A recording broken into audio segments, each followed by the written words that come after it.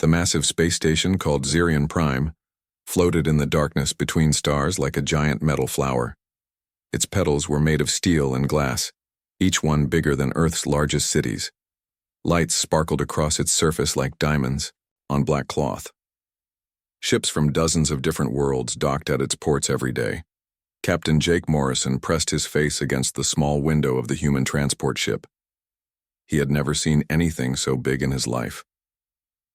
The space station was home to millions of creatures from across the galaxy. Today it would host the most important fighting tournament in known space. "Amazing, isn't it?" said Ambassador Lisa Carter as she joined him at the window. She was a tall woman with gray hair and sharp eyes. As Earth's top diplomat, she had spent years preparing for this moment. Hard to believe humans built cities on one planet while others were building this. Jake nodded. He was a military man, trained to notice details that might matter in a fight. The space station had weapons built into its structure. Massive energy. Cannons pointed outward toward space. Shield generators hummed with power. This place was built for war as much as diplomacy. "Remember, Jake," Lisa said quietly, "we're here to watch and learn. Nothing more. The council won't even let us compete yet." The third member of their team floated over in the low-gravity section of their ship. Dr. Amy Brooks was smaller than the other two, with brown hair tied back and curious eyes behind thin glasses. She carried a tablet computer and was always taking notes about something. "The biological diversity here is incredible," Amy said, showing them her screen. It displayed information about dozens of alien species. Some of these creatures evolved on worlds with gravity 10 times stronger than Earth. Others come from planets with poisonous atmospheres, and they all gather here to fight. Their ship docked with a soft bump. Through the airlock came the sound of 1,000 different voices, speaking in languages no human had ever heard before. The air smelled strange, like metal and ozone and something sweet that made Jake's nose wrinkle. The first alien they saw was tall and thin, with blue skin and 4 arms. It wore robes covered in symbols that seemed to move on their own. When now it saw the humans, all 4 of its eyes turned to look at them. It made a sound like wind through leaves and walked away. "Friendly," Jake said with a dry smile. They followed signs written in dozens of languages toward the main arena. The hallways were huge, built to accommodate creatures of all sizes. Jake saw beings that looked like walking trees, others that seemed to be made of living crystal, and some that defied description entirely. A group of insect-like aliens clicked and buzzed at each other as they passed. One turned to stare at Amy with compound eyes the size of dinner plates. She waved politely. It made a sound like breaking glass and moved on. "They're not impressed," Lisa observed. The arena itself took Jake's breath away. It was a perfect circle, maybe a mile across, with seating that rose up in layers like a wedding cake. Millions of aliens filled the seats, creating a wall of sound that hurt the ears. At the center was a fighting pit surrounded by energy barriers that sparkled with deadly light. Their guide was a robot that spoke in perfect English through a speaker in its chest. "Honored human guests, you have been assigned seats in Section 7, Level 15. Please note that as observer species, you are not permitted in the competitor areas." Jake noticed how the robot said observer species like it meant something less than full members. Around them, aliens pointed and made sounds that the translation devices couldn't handle. He didn't need a translator to know they were laughing. They found their seats between a group of squid-like creatures that smelled like the ocean and some beings that looked like walking rocks. The rock aliens ignored them completely. The squid creatures made wet slapping sounds that might have been conversation. A voice boomed across the arena in the common galactic language, then repeated in hundreds of other tongues. Jake's translator earpiece told him what it meant. "Welcome to the 847th Galactic Combat Championship. Today, warriors from 37 worlds will compete for the honor of their species and the right to speak for their people in the Great Council." Sighing. Crowd roared. Some aliens screamed, others howled, and a few made sounds like thunder. Amy covered her ears and winced. "The current champion," the voice continued, "is Thexakar of the Vorthak Collective. He has held the title for 3 cycles and remains undefeated in single combat. A section of the arena exploded with cheers. Jake looked up to see thousands of crystal beings waving what might have been flags. They caught the light and threw it back in rainbows that hurt to look at directly. The winner of today's tournament will speak for all species in matters of trade, territory, and law, the announcer continued. Let the combat begin. The first fight was between 2 creatures Jake couldn't have imagined in his worst nightmares. One looked like a bear the size of a truck with claws that could cut through steel. The other was some kind of giant spider with metal instead of chitin and acid for blood. They fought with a savagery that made Jake sick to watch. The bear thing roared and charged. The spider thing dodged and struck with legs sharp as swords. Within minutes, one was dead and the other was declared the winner. This is barbaric, Amy whispered. This is politics, Lisa replied. Whoever wins these fights gets to make decisions that affect billions of lives across the galaxy. Jake watched as alien after alien entered the pit. Some were fast, others were strong, all were deadly. He began to understand why humans weren't allowed to compete. Every creature in that arena was built for war. They had claws or armor or poison or energy weapons built into their bodies. Humans had soft skin and weak muscles. They needed tools to fight, machines to fly, suits to survive in space. Next to these natural killers, humans looked like children playing dress-up. Look at them, Jake said quietly, watching a creature made of living fire battle something that seemed to be pure energy. How could we ever compete with that? Amy was taking notes again, her fingers flying over her tablet screen. She had been quiet since the fighting started, but Jake could see her mind working behind her eyes. Every species here evolved differently, she said without looking up. They're all adapted for their homeworlds, their natural enemies, their way of life. But that might also be their weakness. What do you mean? Lisa asked. Amy looked up from her notes. They're so specialized. Each one is perfect for fighting enemies like themselves. But what happens when they face something completely different? Before anyone could answer, the arena erupted in cheers again. The crystal champion Thexkar had entered the pit for his next fight. Jake stared at the alien warrior, 12 feet tall, covered in diamond-hard skin, with energy crackling around his massive fists. This was the creature that had beaten every challenger for 3 years running. This was what ruled the galaxy. Thexkar stood in the center of the arena like a living statue made of diamonds and death. His crystalline skin caught the lights and threw them back in patterns that hurt to look at directly. Energy shields flickered around his massive form, crackling with power that could stop bullets or energy beams. The Vorthak champion moved with surprising grace for something so large. His opponent was a warrior from the Chronari Empire, one of the bear-like aliens Jake had seen earlier. This one was even bigger than the first, standing nearly 10 feet tall with muscles like steel cables under thick fur. The Chronari evolved on a high-gravity world, Amy said, reading from her tablet. Their bones are dense as metal, their muscles can generate incredible force. They're natural wrestlers and close combat fighters. Jake watched as the 2 aliens circled each other. The Chronari warrior, whose name the announcer had given as Vormak, dropped into a fighting stance that looked like something from human wrestling, but scaled up for giants. Thexkar simply stood and waited. Vormak charged with a roar that shook the arena. His massive paws reached out to grab the crystal champion, claws extended to find gaps in the diamond-hard skin. For a moment, it looked like he might succeed. Then Thexkar moved. The crystal alien's fist came up in an uppercut that caught the Chronari under the chin. The sound was like a hammer hitting an anvil. Vormak's head snapped back, and he stumbled. Thexkar followed up with a series of punches that would have shattered stone. Each blow landed with perfect precision, targeting joints and weak points with the skill of someone who had studied anatomy for centuries. The fight was over in less than a minute. Vormak lay unconscious in the dirt, his massive chest rising and falling slowly. Another victory for the champion, the announcer declared. The crystal aliens in the stands erupted in celebration while the Chronari section fell silent. Jake noticed something that bothered him. Did you see how he fought? What do you mean? Lisa asked. He knew exactly where to hit.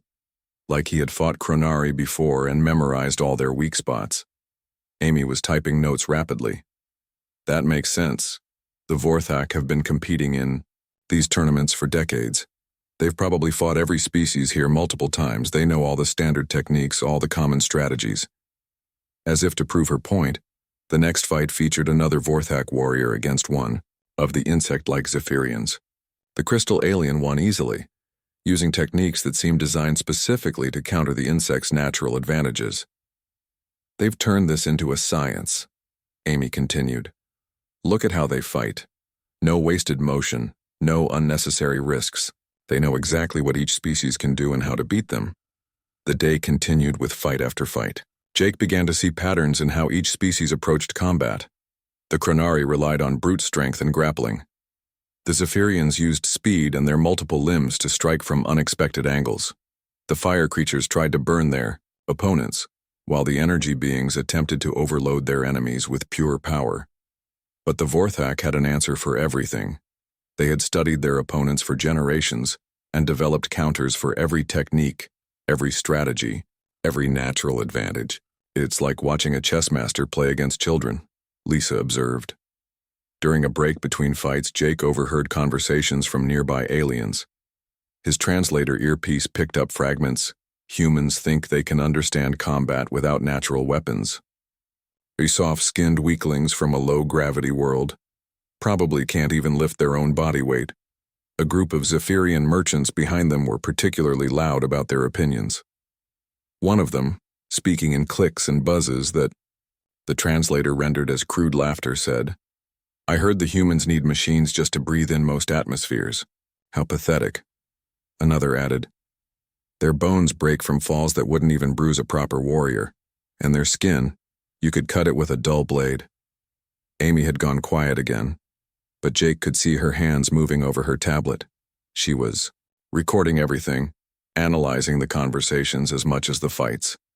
A Chronari trader leaned over from the row behind them. "You humans," he said in broken galactic common, "why you come here? This not place for weak species." Jake started to respond, but Lisa put a hand on his arm. "We're here to learn," she said politely. "Earth is honored to be invited as observers." The Chronari made a sound like rocks grinding together. "Learn, yes. Learn you not belong with real warriors." More aliens joined the conversation. Soon, the humans found themselves surrounded by creatures discussing them like they were interesting but harmless pets. "I heard they evolved from tree dwellers," said a rock-like being whose words sounded like an avalanche. "Explains why they're so small and weak." "No natural armor," added a Zephyrian. "No claws, no poison, no energy projection. How did they survive long enough to develop space travel?" "Tools," Amy said suddenly, speaking up for the first time. "Humans survive by making tools and working together." This caused a wave of what Jake was pretty sure was laughter from the various aliens. Tools were seen as crutches for species too weak to fight with their natural abilities. "Tools break," rumbled the rock being. "Bodies last forever." Jake bit back a response. He wanted to point out that several of these eternal bodies were currently lying unconscious in the arena medical bay, but Lisa's grip on his arm tightened. The fights resumed with even more spectacular displays of natural combat ability.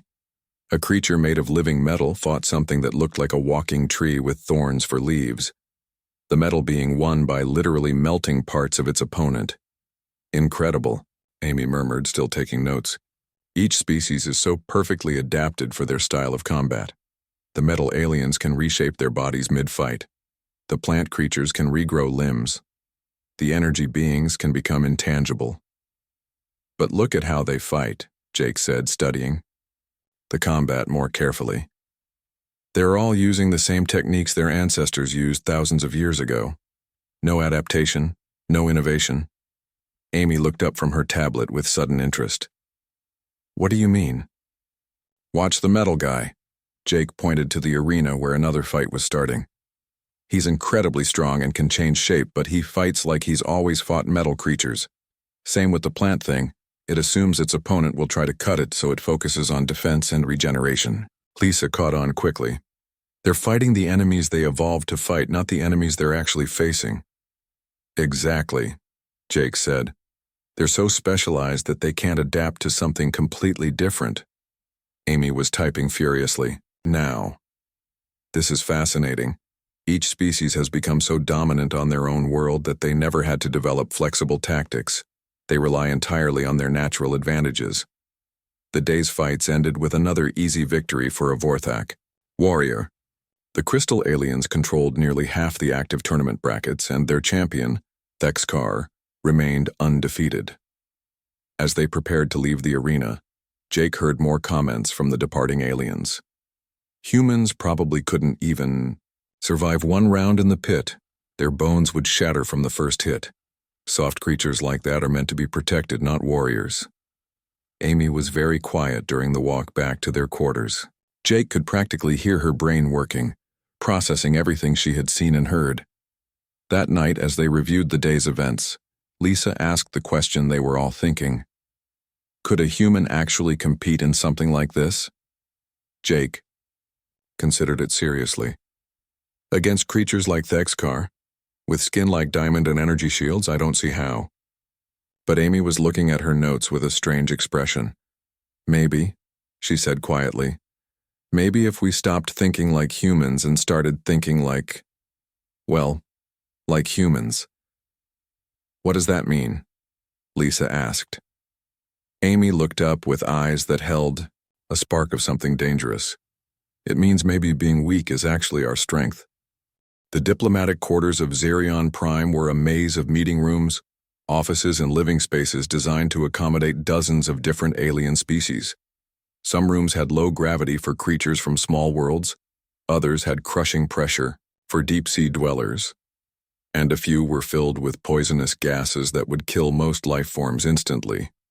The human delegation had been given a modest suite in the standard atmosphere section, which meant they could breathe without suits but still felt like visitors in a place not made for them. The furniture was too big, the doors too wide, and the ceiling too high. Everything reminded them that humans were new here, and not particularly welcome. Lisa was reviewing trade proposals when the message came through.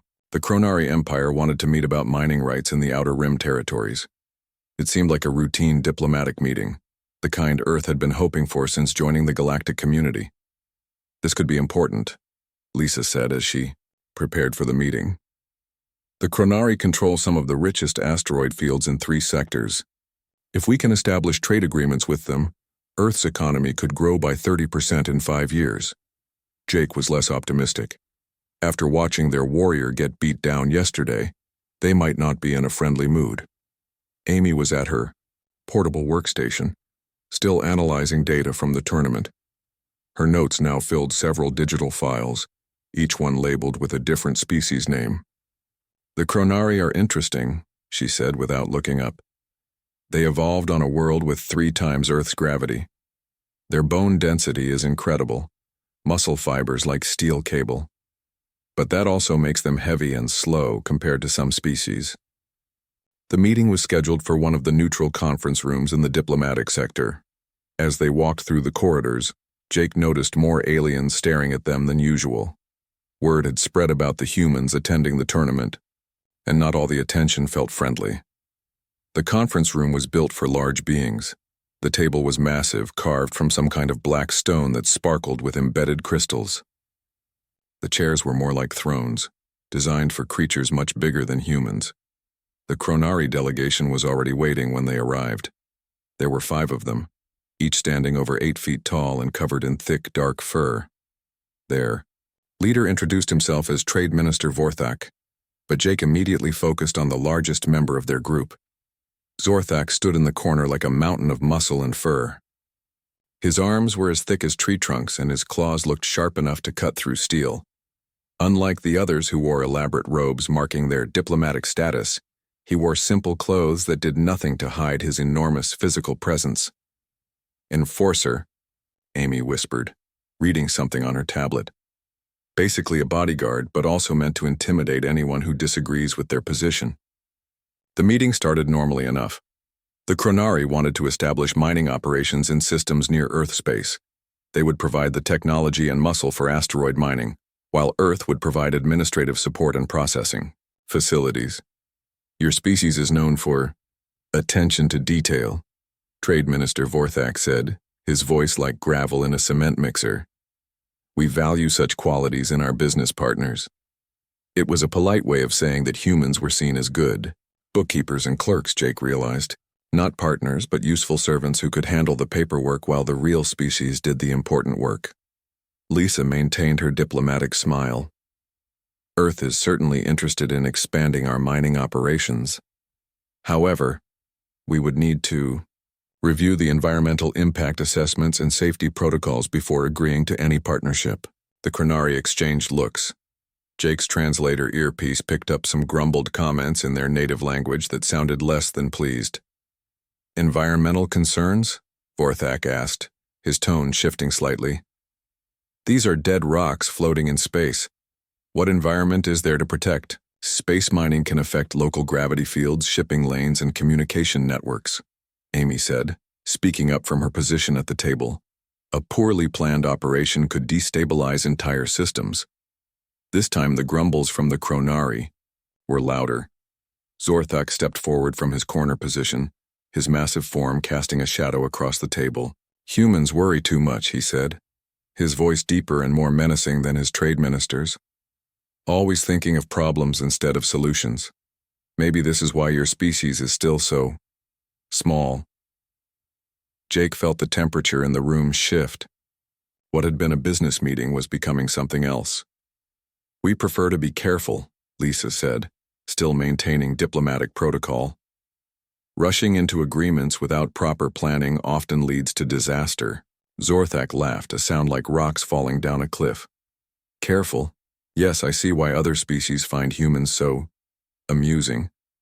Amy was typing on her tablet again, but Jake noticed her posture had changed. She was sitting straighter, more alert. Her eyes kept flicking between Vorthak and the data on her screen. Perhaps we should table this discussion, Lisa suggested.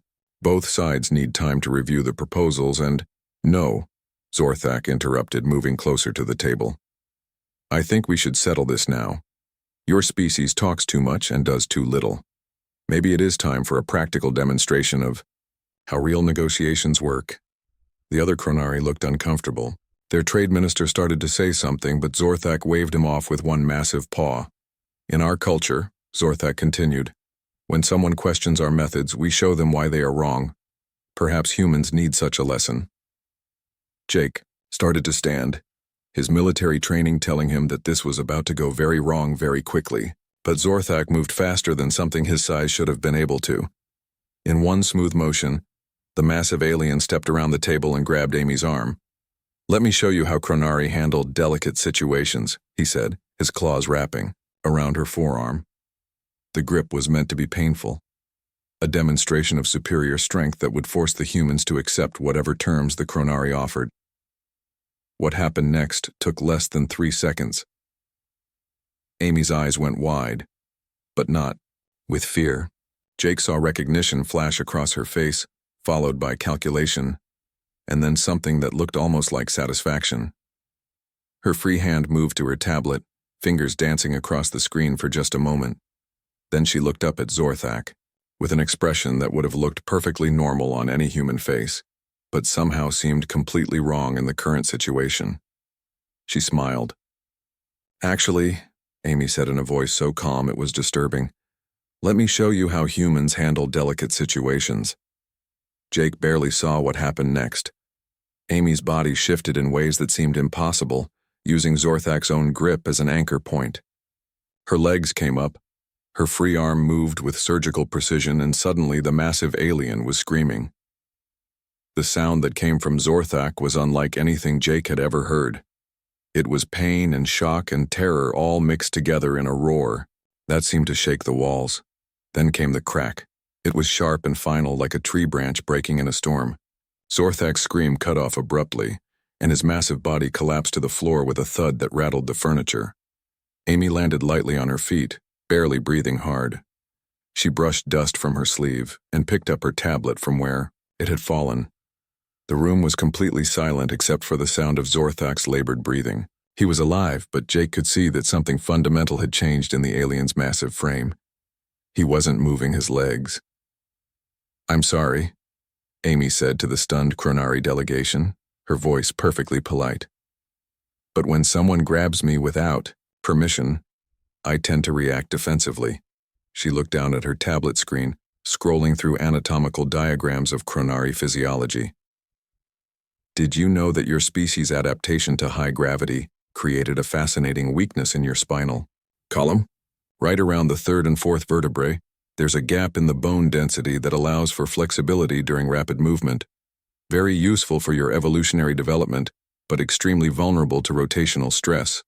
Trade Minister Vorthak stared at his enforcer, who was now paralyzed from the waist down, then back at the small human female who had just accomplished the impossible. "How?" he whispered. Amy adjusted her glasses and smiled again. "I read your medical files.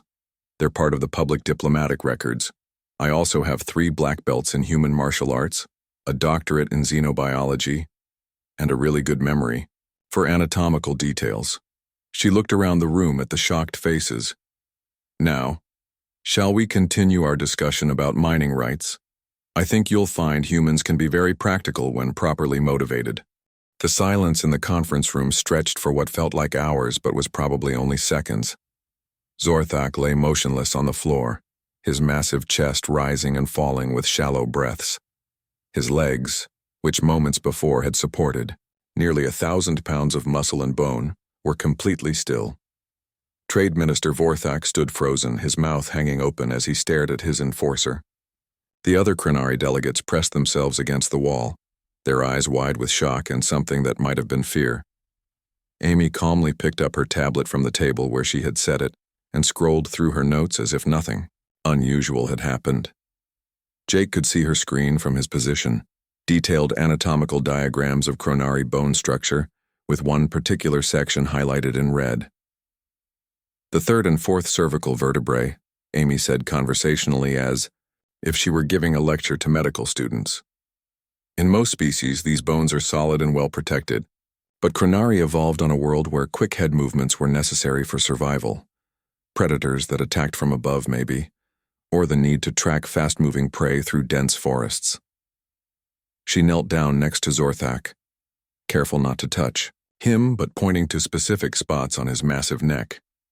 "To allow for rapid rotation, your species developed a joint system that's incredibly flexible, but also incredibly vulnerable. One precise application of force at exactly the right angle, combined with the leverage provided by your own grip." She stood up and brushed dust from her knees. "Well, you can see the results." Lisa had gone pale, but she was already reaching for her communication device. "I need to call for medical assistance," she said. "Already done," Jake said, holding up his own communicator. "Emergency medical team is on the way." The door burst open as if summoned by his words. A team of medical robots rolled into the room, followed by 2 organic medics, one that looked like a walking plant and another that appeared to be made of some kind of living metal. The plant medic scanned Zorthak with instruments that beeped and whirred. After a moment, it spoke in a voice like wind through leaves. "Spinal trauma at the C3-C4 junction. Complete severance of neural pathways. The damage is..." It paused, consulting its instruments. "Surgically precise." The metal medic looked up at Amy with eyes that glowed like blue stars. "You did this?" "He grabbed me," Amy replied simply. "I defended myself." "Defended yourself?" The metal medic's voice sounded like 2 pieces of steel rubbing together. "You paralyzed a Chronari enforcer with your bare hands. That should be impossible." Amy held up her tablet. "Not impossible, just improbable. I had access to detailed medical scans of Chronari physiology, 3 years of martial arts training focused on joint manipulation, and about 15 seconds to calculate the exact angle and force required." She looked down at Zorthak, who was now conscious but unable to move anything below his shoulders. "I'm sorry it came to this. If you hadn't grabbed me, I would have simply explained why your mining proposal needed environmental review. This seemed more efficient." By now, word of what had happened was spreading through the diplomatic quarter. Jake could see faces pressed against the windows of the conference room. aliens of various species craning their necks to get a look at the small human who had done the impossible. The first to arrive was a Zephyrian security officer, its 4 arms ending in hands that held various scanners and weapons. It skittered into the room on legs like steel springs, compound eyes taking in the scene instantly.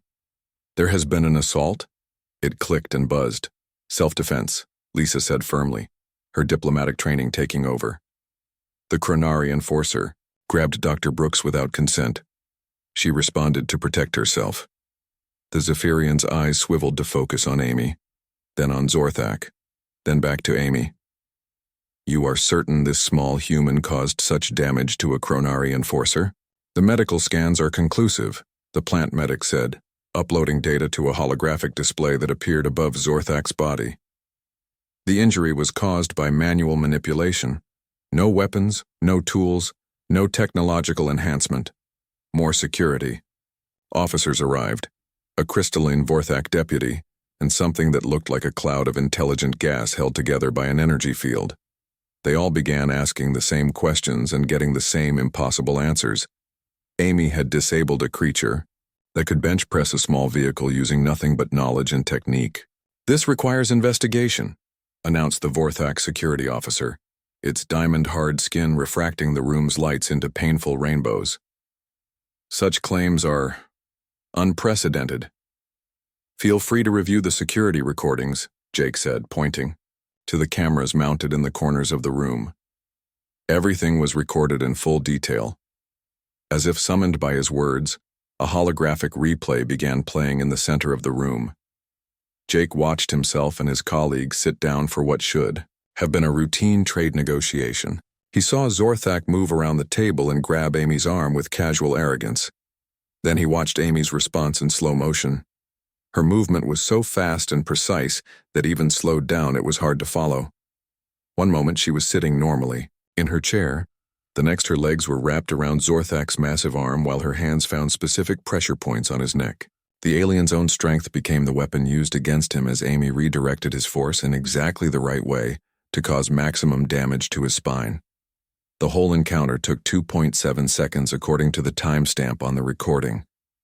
"Remarkable," whispered the gas cloud security officer in a voice like distant thunder. She used his own physiology against him. His strength, his size, his grip, all became disadvantages. "How did you know where to strike?" asked the Vorthak officer. Amy held up her tablet again. "Standard diplomatic briefing materials include basic medical information about all species. I cross-referenced that with human anatomical knowledge and martial arts principles. The specific technique is called a leverage break. It's designed to work regardless of the opponent's size or strength." "But the precision required," the plant medic said, its voice filled with something like awe. "The margin for error was microscopic. 1 degree wrong and you would have simply annoyed him. 2 degrees wrong and he would have killed you." Amy shrugged. "I'm good at math." The medical team finished loading Zorthak onto a hover stretcher. As they prepared to take him to the medical bay, the massive Chronari managed to speak. "How?" he whispered, his voice barely audible. "I am strongest, fastest. How?" Amy leaned down so he could see her face. "You're strong and fast when fighting other Chronari, or creatures similar to your species, but I'm not fighting like a Chronari. I'm fighting like a human." "Impossible," Zorthak breathed. "No," Amy said gently. "Just different." As the medical team wheeled him away, Trade Minister Vorthak approached Amy cautiously. His earlier arrogance was completely gone, replaced by something Jake had never expected to see in an alien twice his size. "Respect. Dr. Brooks," the Chronari said formally. "I apologize for my enforcer's behavior.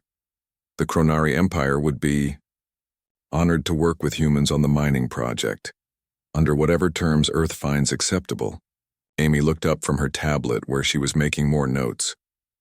"That's very kind of you, Minister. I think we can work something out."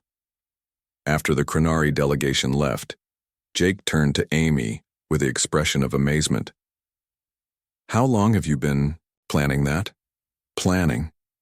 Amy looked genuinely confused. I wasn't planning anything, I was trying to avoid a diplomatic incident. You call paralyzing their enforcer avoiding an incident? Lisa asked. Amy considered this. Well, he's still alive, and now they want to negotiate instead of trying to intimidate us. I'd call that a successful outcome. Jake shook his head in wonder. Do you realize what you just did? You defeated one of the most physically powerful species in the galaxy using nothing but technique and knowledge. Amy adjusted her glasses and smiled. Jake, I'm a scientist. That's what we do. We solve problems using the tools available. Today the problem was a grabby alien and the tools available were physics and anatomy. She looked back at her tablet screen, which now showed anatomical data for dozens of different species. Although I have to admit, this gives me some interesting ideas about the tournament. Lisa and Jake exchanged glances. What kind of ideas? Lisa asked carefully. Amy's smile widened. The kind that might change how the galaxy thinks about humans. News traveled fast in the diplomatic quarters of Zerion Prime. Within an hour of Zorthak being wheeled away on a medical stretcher, every major species had heard some version of the story. A human, a small, weak, supposedly harmless human, had paralyzed a Chronari enforcer with her bare hands. Jake watched from their quarters' main window as groups of aliens gathered in the corridors below. They stood in clusters organized by species, their body language suggesting intense conversation. Occasionally, one would point up toward the human diplomatic suite. They're talking about us, he observed. Lisa was at the communication console, fielding calls from Earth and various alien diplomatic missions. Her face had grown progressively more tense as each conversation ended. The Galactic Council wants to meet with us. Emergency session. Amy was still at her workstation, but now, her tablet displayed anatomical charts for dozens of different species. She had been working steadily since returning from the conference room, cross-referencing physiological data with human martial arts techniques. This is fascinating, she said without looking up. Every species here has some kind of critical weakness that they've never had to worry about, because they only fight enemies similar to themselves. Amy, Lisa said carefully, I think we need to talk about what happened today. What about it? Amy asked, finally looking up from her work. You paralyzed a member of a galactic species with your hands, in 3 seconds. Amy blinked. Yes, I know, I was there. Jake turned from the window. Do you understand what this means? For decades, humans have been seen as weak, soft, barely worth notice. Now you've just proved that we can defeat their strongest warriors without weapons or technology. Well, technically I didn't defeat a warrior, Amy said, returning to her tablet. Zorthak was an enforcer, basically a hired thug meant to intimidate people during negotiations. A real warrior would have been much more dangerous. Before either of them could respond to that alarming statement, their door chimed. Lisa checked the security display and went pale. It's him, she whispered. Standing in the corridor outside their quarters was Thexkar himself, the crystal champion who had ruled the galactic arena for 3 years running. His diamond-hard skin caught the corridor lights and threw them back, in patterns that made him look like a walking constellation. Lisa opened the door, her diplomatic training overriding her obvious nervousness. Champion Thexkar, this is unexpected. The massive crystal alien had to duck slightly to enter their quarters. Up close, Jake could see details that hadn't been visible from the arena stands. Thexkar's skin wasn't just crystalline, it seemed to pulse with internal energy, like a living gem powered by lightning. When he moved, the air around him crackled with static electricity.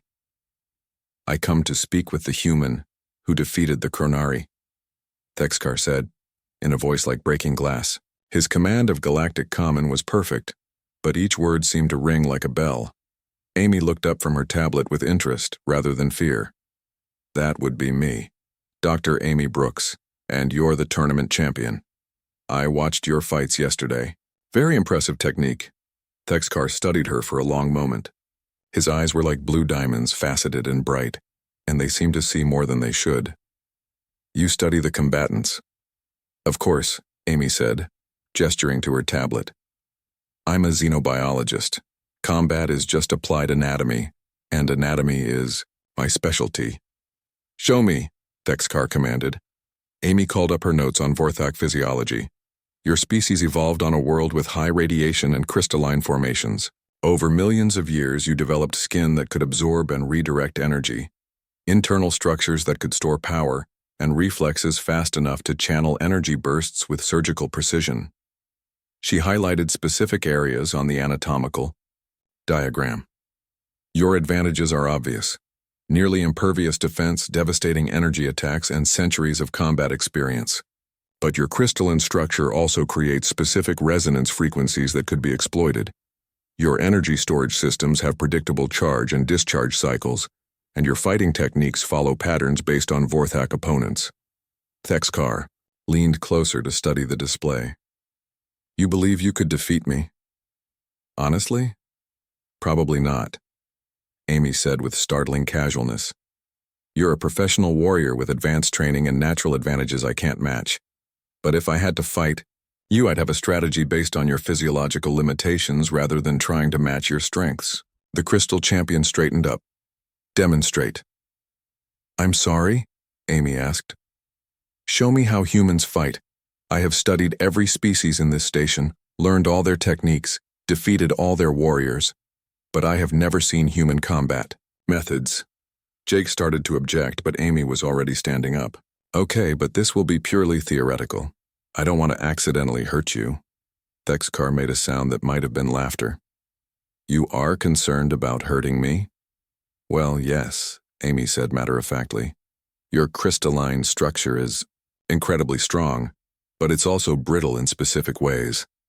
A precise impact at the right frequency could cause hairline fractures that might spread through your entire framework. I'd hate to permanently damage a galactic champion during what's supposed to be a friendly demonstration. The look of amusement faded from Thexkar's diamond eyes. Amy moved to the center of the room and gestured for him to follow. Human martial arts are based on the principle that size and strength don't matter if you understand leverage, momentum, and anatomy.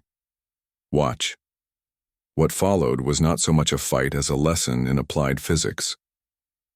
Amy moved around Thexkar like water flowing around a rock, demonstrating techniques that would use his own mass and power against him. She showed him pressure points where even his crystalline skin had vulnerable nerve clusters, angles of attack that would bypass his energy shields, and ways to disrupt his balance that had nothing to do with strength.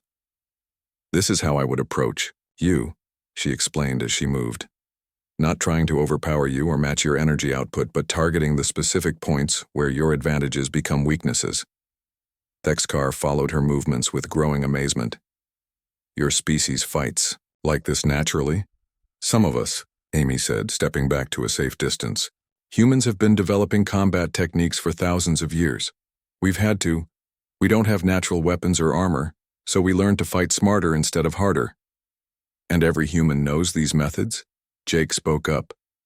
Not every human, but many do. Amy has more training than most, but the basic principles are taught in schools, military training, even recreational classes. Thexkar stood silent for several minutes, processing what he had seen and heard. Finally, he spoke. The Council fears your species now. They believe that if one human can defeat a Chronari enforcer, then humans might be more dangerous than anyone. Realized. Are we? Lisa asked. Dangerous, I mean? The Crystal Champion looked at each of them in turn. The Chronari enforcer was physically superior to any human in every measurable way. Stronger, faster, more durable, with natural weapons that could cut through steel. He should have been able to defeat a dozen humans without effort. He paused. Yet he now lies in a medical facility paralyzed by a female human who weighs perhaps 1/10 of his mass. She used no weapons, no technology, no enhancement of any kind. Only knowledge and technique. Thexkar moved toward the door, then stopped, and looked back. The Council will demand that humans prove themselves in the arena. They cannot allow a species they consider weak to remain unmeasured after such a demonstration. What does that mean? Jake asked. It means, Thexkar said, his crystalline features reflecting the room's lights like a prism, that humanity will be invited to send a champion to compete in the tournament. The council will want to know if Dr. Brooks's victory was luck, skill, or something more dangerous. Amy looked up from her tablet where she'd been taking notes during their entire conversation. And if we refuse? Then humans will be classified as an unpredictable threat and restricted from most galactic activities. Trade agreements will be canceled, diplomatic privileges revoked, and Earth will be isolated from the galactic community. Lisa felt her heart sink. So we have no choice. You have a choice, Thexkar corrected. Send a champion to fight and prove your worth, or accept that humans will remain forever on the outside of galactic civilization. He moved to the door, then paused one more time. For what it is worth, I hope you choose to compete. In 3 years of holding the championship, I have never faced an opponent who could surprise me. Fighting a human, that would be interesting. After he left, the 3 humans sat in silence for several minutes. Finally, Jake spoke. Well, this day has been full of surprises. Amy was back at her tablet, now pulling up files on human martial arts, military combat techniques, and athletic training programs. Actually, this could work out well. How do you figure that? Lisa asked. Amy looked up with that same dangerous smile she had worn in the conference room. Simple. They expect us to lose because we're physically inferior. But what if being physically inferior is actually an advantage? I don't follow, Jake said. Amy's fingers danced across her tablet screen, pulling up combat footage from the tournament and cross-referencing it with human training materials. Every species here fights based on their natural advantages. The official invitation from the Galactic Council arrived the next morning, delivered by a floating drone that spoke in 17 different languages simultaneously. The message was polite but firm. Humanity was formally invited to participate in the next tournament cycle, with competition beginning in 72 hours.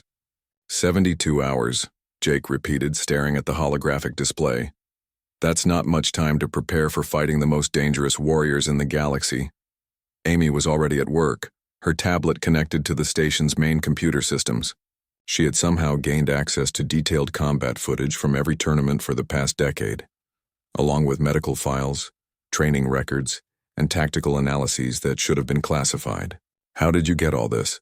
Lisa asked, looking over Amy's shoulder at the streams of data flowing across multiple screens. I asked nicely, Amy replied without looking up. It turns out that most species don't bother to encrypt their databases against human intrusion techniques because they assume we're too primitive to be a threat. Jake was studying the tournament rules and regulations. The format was simple: single elimination combat in a controlled environment. Weapons were limited to those that could be carried by the fighter's own physical strength. No armor beyond what could be naturally grown or worn. No technological enhancements beyond what was part of the species' normal physiology. This is designed to test raw combat ability, he observed. Natural advantages only. Which should put us at a massive disadvantage, Lisa said. Every other species has claws or armor or energy projection or something. Humans just have... What exactly? Amy finally looked up from her screens. Adaptability, pattern recognition, problem-solving under pressure, and about 3,000 years of documented combat techniques designed specifically to defeat larger, stronger opponents. She pulled up a holographic display showing the tournament bracket. 37 species were represented, with humans occupying the bottom seed. The betting odds were displayed next to each competitor. Humans were listed at 847 to 1 against. Look at this, Amy said, highlighting different sections of the bracket. Each species fights the same way their ancestors did thousands of years ago. The Chronari use wrestling and brute strength. The Zephyrians rely on speed and multiple limbs. The Vorthak channel energy and rely on their crystalline armor. They're predictable, Jake realized. Exactly. They've become so dominant on their homeworlds that they never had to adapt or innovate. But humans have spent our entire evolutionary history as the underdog. We learned to win against superior opponents because we had to. Amy called up training footage from Earth's military academies, martial arts schools, and combat sports. Human fighting techniques assume the opponent will be bigger, stronger, and better armed. Every technique is designed to turn the enemy's advantages into weaknesses. Jake watched a video of human soldiers training in hand-to-hand combat. The techniques looked almost primitive compared to the energy blasts and crystalline claws he had seen in the alien tournament. But there was something different about how the humans moved. They were constantly adapting, changing tactics mid-fight, using their environment as a weapon. The other species fight like they're performing a ritual, he said slowly. Humans fight like they're solving a problem. That's our advantage, Amy agreed. We don't rely on specific physical traits or energy abilities. We rely on our brains. Lisa was reviewing the diplomatic implications. If Jake loses, Earth gets classified as a minor species permanently. Restricted trade, limited diplomatic access, basically permanent second-class status in galactic affairs. And if I win? Jake asked. Full membership in the Galactic Council, equal voting rights, unrestricted access to galactic trade networks and technology exchanges. Jake looked at the odds again, 847 to 1. No pressure. The next 70 hours passed. In a blur of preparation, Amy had somehow convinced the station's medical facility to let her run detailed scans of Jake's physiology, creating a baseline for optimal performance. She analyzed his fighting style, identified his strengths and weaknesses, and developed specific strategies for each potential opponent. Your cardiovascular system is actually superior to most alien species, she reported.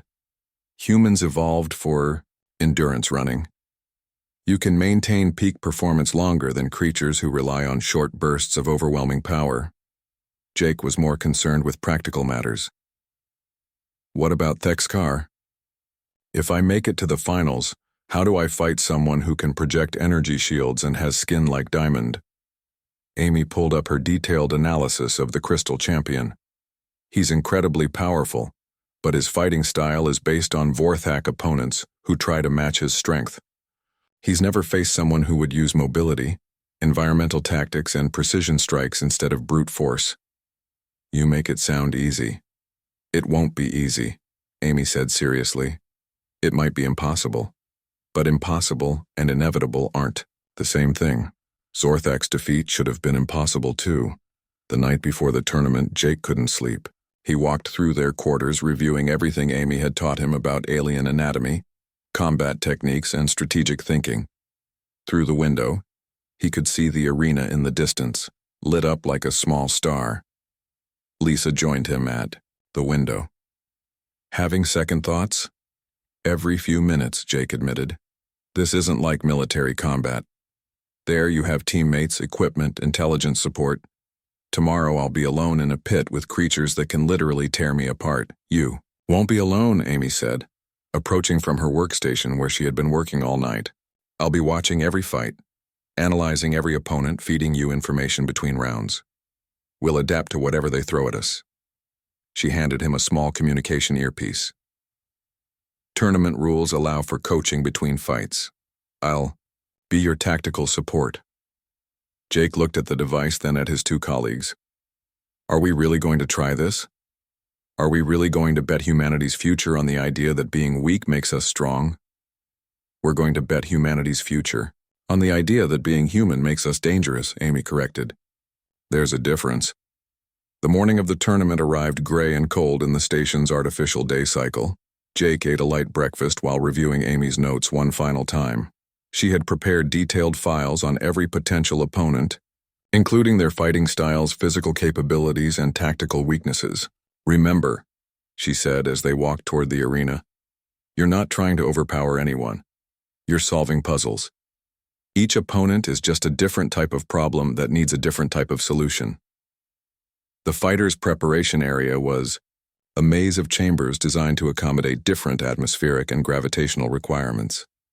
Jake found himself surrounded by creatures that belonged in nightmares, all of them larger, stronger, and more dangerous than any human had a right to fight. Thexkar was in the corner, his crystalline form pulsing with stored energy. When he saw Jake, he nodded slightly, the first acknowledgement Jake had received from any of the alien fighters. A massive Chronari warrior, even bigger than Zorthak had been, stared at Jake with undisguised contempt. The weak human thinks he can fight real warriors, it rumbled in galactic common. This will be amusing. Jake didn't respond. Amy had warned him that psychological intimidation was part of most alien fighting traditions. Instead, he focused on his breathing and reviewed his tactical plans. The tournament announcer's voice echoed through the preparation area. Fighters, prepare for the opening ceremonies. The 848th Galactic Combat Championship begins in 1 hour. Jake checked his earpiece one more time and looked toward the arena entrance. Somewhere beyond that doorway, millions of aliens were waiting to watch him prove that humanity deserved a place in their galaxy, or to watch him fail and condemn his entire species to permanent isolation. Jake, Amy's voice came through the earpiece, clearly. Remember what I told you about impossible versus inevitable? I remember, he said quietly. Good. Now go show them what humans can do when we stop playing by other people's rules. Jake walked toward the arena entrance, leaving behind the safety of human expectations, and entering a place where the only rule was survival. Behind him, Amy was already analyzing the first-round brackets, preparing strategies for opponents that could kill him with a single mistake. Ahead of him, the roar of the crowd grew louder, and the first test of humanity's place in the galaxy was about to begin. He was ready. The arena floor felt different under Jake's feet than it had looked from the stands. The surface was some kind of synthetic material that provided perfect traction while absorbing blood and other fluids. Energy barriers hummed overhead, containing the fighting pit while allowing the sound of millions of alien voices to wash over the combatants like a tide. Jake's first opponent was a Zephyrian warrior called Scutheral, 8 feet of chitinous armor with 4 arms that ended in razor-sharp claws. It moved with the quick, jerky motions of a giant insect, compound eyes tracking Jake's every movement. Zephyrian physiology, Amy's voice whispered in his earpiece. Extremely fast reflexes, but they rely on visual tracking. Their compound eyes can see movement perfectly, but they have trouble with stationary targets. Also, their joints are vulnerable to lateral stress. Jake nodded slightly and began to circle his opponent. The Zephyrian's head swiveled to follow him, all 4 arms spread wide to strike from multiple angles simultaneously. The crowd was already making noise. Not the cheers Jake was used to from human sporting events, but a cacophony of clicks, roars, buzzes, and sounds that had no human equivalent. Most of it sounded like laughter. Fight, the referee announced. Scutheral attacked exactly as Amy had predicted. A blindingly fast rush with all 4 claws aimed at Jake's torso. The alien was so quick that its movement was almost a blur. But Jake wasn't where it expected him to be. Instead of backing away or trying to block, Jake dropped low and rolled to the side, coming up behind the Zephyrian as its momentum carried it past his original position. Before it could turn around, he grabbed one of its rear legs and applied a twisting motion that Amy had shown him. The sound of chitinous exoskeleton cracking was audible even over the crowd noise.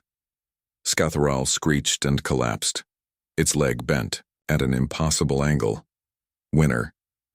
Human Morrison, the referee announced. The arena fell silent for a moment, as if millions of alien minds were trying to process what they had just seen. Then the noise erupted again. Confusion, disbelief, and what sounded like anger from the Zephyrian section of the stands. Jake walked back to the fighters' area, where Amy was waiting with her tablet and a bottle of water. How do you feel? She asked, scanning him for injuries. Like I just got lucky, Jake replied honestly. Not luck. Strategy. You did exactly what we planned. Used his speed against him, attacked from an unexpected angle, targeted his structural weakness. She pulled up footage of the fight on her tablet. Look at this. He committed completely to his attack because that's how Zephyrians always fight.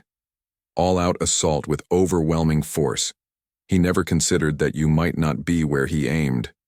Jake's second opponent was more challenging, a creature that looked like a walking tree with thorns for bark and vines for arms. It could regrow damaged limbs and had skin tough enough to stop most conventional weapons. Plant-based physiology, Amy reported. Incredible regeneration, but it requires energy. Force it to regrow limbs repeatedly and it will exhaust itself. Also, despite appearances, it still has a central nervous system located in the trunk. The fight lasted longer than the first. Jake spent most of it running, dodging attacks from vine whips and thorn projectiles while looking for opportunities to strike. Each time he managed to sever a limb, it would regrow within minutes. But Amy was right about the energy cost. After 20 minutes of constant regeneration, the plant warrior began to slow down. When Jake finally managed to land a precise strike at the base of its trunk, a nerve cluster Amy had identified from medical scans, it collapsed instantly. 2 down, Jake said as he returned to the preparation area. 35 to go, Amy replied. But you're adapting faster than I expected. Look, she showed him analysis of his movement patterns. In just 2 fights, he had already begun to modify his techniques, incorporating lessons learned from facing alien anatomy and fighting styles. Human adaptability in action, she said with satisfaction. This is what I was hoping for. The third fight was against a Chronari warrior, not as large as Zorthak had been, but still massive and incredibly strong. This one had learned from his species' recent encounter with humans and was more cautious than the others had been. He's not going to underestimate you, Amy warned. Expect him to be defensive, trying to wear you down with his superior strength and endurance. She was right. The Chronari, called Morthak, fought more carefully than his predecessors. He kept his distance, forced Jake to come to him, and tried to use his reach advantage to control the fight. But Amy had prepared for this too. Environmental tactics, she said through the earpiece. Use the arena itself as a weapon. The fighting pit wasn't just an empty circle. It had obstacles, raised platforms, pillars, areas with different gravitational fields. Jake began to use these features, forcing the Chronari to fight in spaces where his size became a disadvantage rather than an asset. The ending came when Jake managed to maneuver his opponent onto one of the raised platforms. The elevation change, combined with the Chronari's forward momentum, created the perfect opportunity for a leverage technique that sent the massive alien tumbling to the arena floor with enough force to crack ribs. By the end of the first day, Jake had won 6 fights. Each victory sent ripples of disbelief through the alien spectators. The betting odds had shifted from 847 to 1 against to 12 to 1 against, still heavily favored to lose, but no longer considered completely hopeless. They're starting to take you seriously, Lisa reported from the diplomatic box. I've had 3 different species ask for emergency meetings about reassessing human capabilities. That evening, Jake sat in their quarters reviewing footage of the day's fights while Amy analyzed his opponents for the next round. His body ached in places he had forgotten existed, and he was already feeling the accumulated damage from 6 life-or-death combat encounters. How am I doing, honestly? He asked Amy. She considered the question carefully. Better than I hoped, not as well as we need. You're winning, but each fight is taking more out of you. Tomorrow's opponents will be the ones who survived today. They're going to be tougher, smarter, and more desperate. And if I make it to the finals? Amy pulled up her analysis of Thexkar's fighting style. The Crystal Champion has been watching your fights. He's studying you the same way we studied everyone else. By the time you face him, he'll know exactly what you're capable of. So what's our plan? Amy smiled that dangerous smile again. We're going to give him something he's never seen before, something no alien in this tournament has ever encountered. Which is a human who stops fighting like he's trying to prove he belongs here and starts fighting like he's trying to survive. The second day of the tournament brought Jake face to face with creatures that made his previous opponents look tame. A being made of living energy that could become intangible at will. A warrior whose entire body was covered in diamond-hard scales and who could project sonic attacks that shattered stone.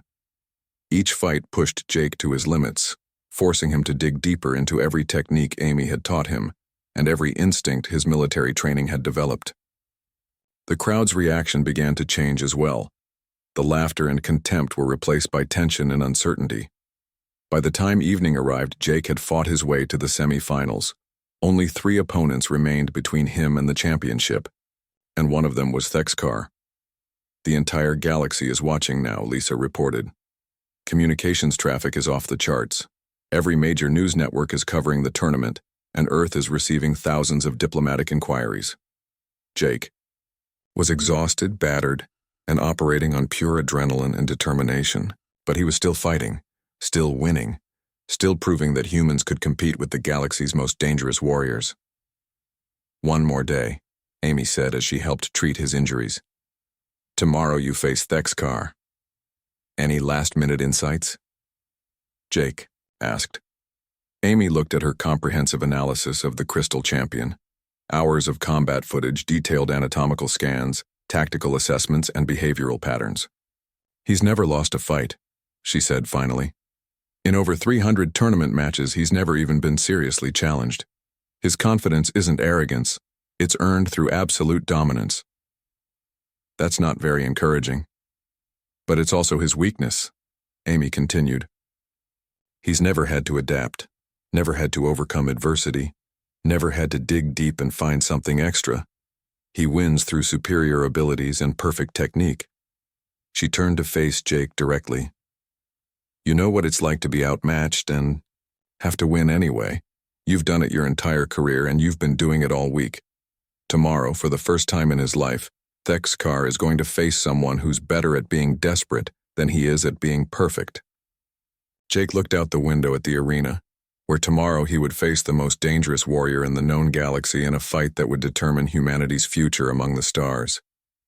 "Well," he said finally, "when you put it like that, how can I lose?" The arena had never been fuller. Representatives from every known species packed the stands while billions more watched through holographic broadcasts across the galaxy. The human delegation sat in a place of honor now, no longer observers, but recognized competitors whose champion had fought his way to the tournament finals. Jake stood at the edge of the fighting pit, looking across at Thexkar. Up close, the Crystal Champion was even more impressive than he had seemed from the stands. His diamond-hard skin pulsed with internal energy, and the air around him crackled with barely contained power. He stood 12 feet tall and radiated the confidence of someone who had never known defeat. "Final analysis," Amy said through Jake's earpiece. "He's going to try to end this quickly. His energy projection can overload most nervous systems. His physical strength can crush steel, and his crystalline armor has never been penetrated by any known weapon. Any good news?" Jake asked quietly. "Yes. He's never fought anyone like you before." The referee, a neutral artificial intelligence that spoke in pure mathematical concepts, announced the final match. The crowd fell silent in anticipation. Thexkar raised one massive arm and energy danced between his fingers like captured lightning. "Human warrior," he said in his voice like breaking glass. "You have impressed many with your victories, but this ends now. I will make your defeat swift and honorable." Jake looked up at the towering alien and felt something shift inside him. For a week, he had been fighting to prove that humans belonged in this arena. He had been trying to demonstrate that humanity deserved respect, recognition, equality. But looking at Thexkar's confident expression, Jake realized that wasn't what this fight was about at all. This was about survival, about refusing to quit, about finding a way to win when winning was impossible. This was about being human. "I appreciate the offer," Jake said, settling into a fighting stance that Amy had spent hours perfecting. "But I think I'll stick around for a while." "Begin," the referee declared. Thexkar moved with liquid grace, his massive form flowing across the arena floor like a living avalanche. Energy poured from his hands in streams of pure destruction that would have vaporized most organic matter instantly. Jake wasn't there when the energy arrived. He had learned something important during his week of fighting aliens. They all expected their opponents to behave in predictable ways. They expected creatures to run from overwhelming power, to try to match strength with strength, to fight according to established patterns. Jake dove toward Thexkar instead of away from him. The Crystal Champion's energy blasts sailed over Jake's head as he rolled beneath the alien's guard. Before Thexkar could adjust his aim, Jake was behind him, targeting the gap Amy had identified between the third and fourth crystalline plates on his back. The strike that had paralyzed Zorthak wouldn't work on Thexkar. His physiology was completely different, but Amy had found other weaknesses, places where even diamond-hard skin had to flex to allow movement. Jake's first attack was a precise nerve strike that would have dropped most humans instantly. On Thexkar, It barely registered as an annoyance. The crystal champion spun around with surprising speed, one massive arm sweeping toward Jake's head with enough force to decapitate him. Jake ducked and rolled again, staying mobile, refusing to let Thexkar establish the distance he needed for his energy attacks. This wasn't about winning quickly. It was about surviving long enough to find a solution. His energy projection has a recharge cycle, Amy reported, through the earpiece. 47 seconds between maximum power bursts. You're inside his optimal range now. He can't use full power without risking damage to himself. Jake absorbed this information while dodging a series of punches that would have pulverized concrete. Thexkar was incredibly fast for something, his size, but he was fighting the way he always fought, with overwhelming power and perfect technique against opponents who tried to match his advantages. But Jake wasn't trying to match anything. He was trying to survive. The fight continued for 10 minutes that felt like hours. Jake moved constantly, using every technique Amy had taught him, every lesson learned from facing impossible odds during his military career. He struck when opportunities presented themselves, targeting weak points and pressure nodes that existed in Thexkar's crystalline structure. None of his attacks were doing significant damage, but they were adding up. Hairline fractures appeared in Thexkar's armor. His movements became slightly less fluid as micro-injuries accumulated. More importantly, something else was happening. Thexkar was getting frustrated. For 3 years, he had ended fights in minutes, through superior power and technique. His opponents either fell quickly or were systematically dismantled by his perfect combat form. But Jake refused to follow the script. He wouldn't stand and trade blows, wouldn't try to match energy with energy, wouldn't fight the way Thexkar expected. He's adapting his strategy, Amy warned. He's realized that his usual techniques won't work against you. He's going to try something different. She was right. Thexkar stopped trying to hit Jake directly and began using his energy projection to alter the arena itself. Blasts of power carved channels in the floor, creating obstacles and changing the terrain to limit Jake's mobility. But this gave Jake something he had been waiting for: environmental factors to exploit. The next time Thexkar charged, Jake led him into one of the energy-carved channels. The uneven footing that barely affected the massive alien was exactly what Jake needed to attempt something Amy had called theoretical but potentially effective. Using the channel wall as leverage, and Thexkar's own momentum against him, Jake managed to execute a throw that would have been impossible under normal circumstances. The